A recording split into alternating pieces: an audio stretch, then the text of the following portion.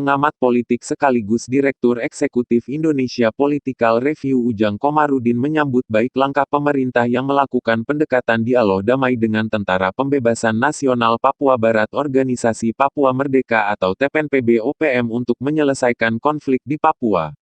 Menurutnya sudah seharusnya pendekatan dialog dilakukan oleh pemerintah.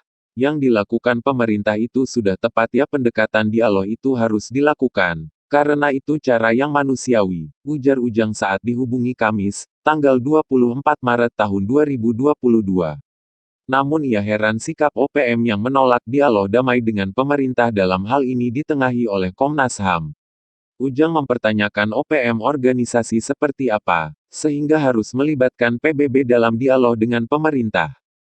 Tapi kalau OPM-nya mesti melibatkan PBB, lalu OPM itu siapa? Artinya seolah-olah menjadi organisasi internasional ini kan bahaya, ucap dia. Ujang menuturkan seharusnya upaya dialog dengan OPM tidak perlu melibatkan PBB. Sebab OPM bukan organisasi internasional. Ia pun menyebut, jika melibatkan PBB, dikhawatirkan ada campur tangan internasional seperti yang terjadi di Timor Timur. Kalau dialog ya antara pemerintah dengan OPM saja tidak melibatkan PBB. Karena kalau melibatkan PBB, nanti ada campur tangan internasional, itulah yang terjadi di Timor Timur. Oleh karena itu kalau memang mau berdialog ya tentu tadi tidak perlu melibatkan PBB yang diminta oleh OPM, katanya. Sebelumnya, Tentara Pembebasan Nasional Papua Barat Organisasi Papua Merdeka atau TPNPB-OPM menolak dialog damai dengan pemerintah jika pihak penengahnya masih berasal dari pemerintah Indonesia, yakni Komisi Nasional Hak Asasi Manusia atau Komnas HAM. Juru bicara TPNPB-OPM, Sebi Sambom, mengatakan dialog damai nantinya harus ditengahi oleh pihak ketiga atau Persatuan Bangsa-Bangsa, PBB, yang biasa menjadi mediator dalam penyelesaian konflik bersenjata. Jadi pada prinsipnya kami akan setuju jika perundingan itu sesuai mekanisme PBB, dan kami tidak akan tertarik dengan cara-cara Indonesia, kata Sebi. Kamis, tanggal 24 Maret tahun 2022. Menurutnya, konflik bersenjata antara pemerintah Indonesia dengan OPM bukanlah konflik dalam negeri, melainkan sudah menyangkut kepentingan internasional. Dan perundingan juga harus dilakukan di negara yang netral, sesuai dengan mekanisme PBB, lanjutnya.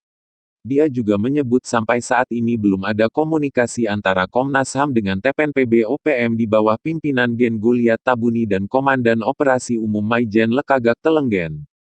Sekalipun belum berkomunikasi, apabila Komnas HAM RI mengklaim bahwa sudah bangun komunikasi dengan pihak TPNPB-OPM, maka itu adalah penipuan publik, tegas Sebi. Untuk diketahui, Ketua Komnas HAM Ahmad Taufan Damanik berencana akan bertemu dengan Panglima Organisasi Papua Merdeka dan Presiden Sementara Gerakan Persatuan Pembebasan Papua Barat, ULMWP. Benny Wenda sebagai upaya mediasi menuju dialog damai dengan pemerintah Indonesia. Kami terus terang saja misalnya besok Ketua Komnas HAM bertemu Panglima OPM, wah ada apa, itu sudah saya sampaikan. Nanti jangan kaget kalau saya ketemu Panglima OPM, itu bukan dalam rangka apapun, tapi dalam rangka mengajak mereka untuk mau masuk dalam pendekatan dialog, dan tentu saja mengesampingkan pendekatan bersenjata. Juga yang di luar negeri yang dianggap sebagai musuh negara. Salah satunya Benny Wenda, kami sedang upayakan ketemu dengan Benny Wenda, kata Taufan dalam jumpa pers, Rabu, tanggal 23 Maret tahun 2022. Dia menegaskan pertemuan ini bukan berarti Komnas HAM memihak atau mendukung Papua memisahkan diri dari Negara Kesatuan Republik Indonesia.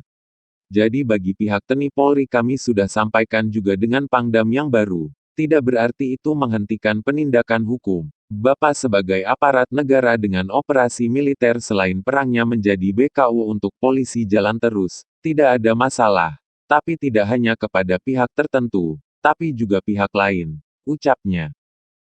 Terima kasih sudah menonton, jangan lupa like, subscribe dan share dan jangan lupa nyalakan lonceng notifikasi.